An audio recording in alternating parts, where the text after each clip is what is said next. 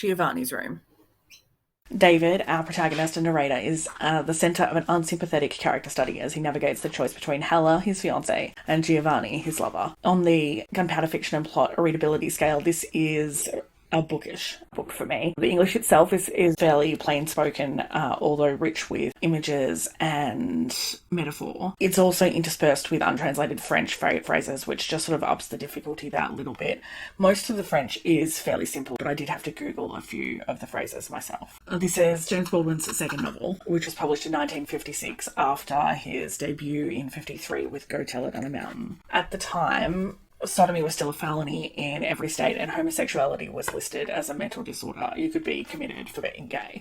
Baldwin had difficulty publishing Giovanni's Room. His agent, Helen Strauss, told him to burn it, and Knopf, who published Go Tell It on a Mountain, refused to publish it, and it was eventually published by Dial Press. The book addresses sexuality, identity, unresolved identity, and how that impacts your relationships and how then you impact the world. Sex work, both formal and informal, sex and power dynamics, consent, shame, guilt, personal responsibility, dichotomy and binary systems of identity, and how that really just doesn't work for our protagonist. And that's one of the more modern takes on sexuality that ring true still to this day. You also see a rejecting of binary labeling and normative labels in general, which gives the book a more modern feel. There's a self-conscious examination of bodily desire in the face of society's expectations. There's examination of women's role in marriage, even from their own viewpoint, which is a nice addition. My overall impression of Giovanni's Room was one of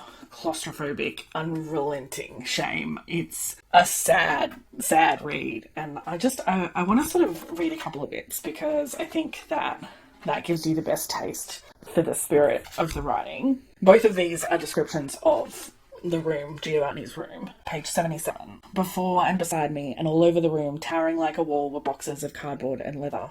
Some tied with string, some locked, some bursting, and out of the topmost box before me spilled down sheets of violin music. There was a violin in the room, lying on the table in its warped, cracked case. It was impossible to guess from looking at it whether it had been laid to rest there yesterday or 100 years before. The table was loaded with yellowing newspapers and empty bottles, and it held a single brown and wrinkled potato which even the sprouting eyes were rotten. Red wine had been spilled on the floor and had been allowed to dry, and it made the air in the room sweet and heavy. But it was not the room's disorder which was frightening. It was the fact that when one began searching for the key to this disorder, one realised that it was not to be found in any of the usual places. For this was not a matter of habit or circumstances or temperament. It was a matter of punishment and grief. I do not know how I knew this, but I knew it once. Perhaps I knew it because I wanted to live. Bleak. And then, again on page 101. Those days after Giovanni had lost his job, we dawdled. Dawdled as doomed mountain climbers may be said to dawdle above the chasm, held only by a snapping rope. I did not write to my father. I put it off from day to day. It would have been too definitive an act. I knew which lie I would tell him, and I knew the lie would work. Only, I was not sure that it would be a lie. Day after day we lingered in that room, and Giovanni began to work on it again. He had some weird idea that it would be nice to have a bookcase sunk into the wall, and he chipped through the wall until it came into the brick and began pounding away at the brick. It was hard work, it was insane work, but I did not have the energy or the heart to stop him. In a way, he was doing it for me, to prove his love for me. He wanted me to stay in the room with him. Perhaps he was trying, with his own strength, to push back the encroaching walls, without, however, having the walls fall down. I loved this book. If you loved this book, then I've got a couple of recommendations for you of other reads.